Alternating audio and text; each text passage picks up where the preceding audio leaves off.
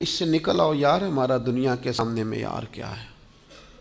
بیٹھو اکیلے، کرو مراقبہ، سوچو تھوڑی دیر، گرو سجدے میں، غور کرو ہمارا رب کی بارگاہ کے اندر روحانی مقام کیا ہے۔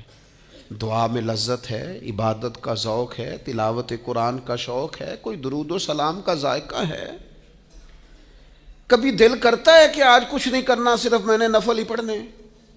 کچھ صدقات و خیرات کا، سخاوت کا مزاج ہے؟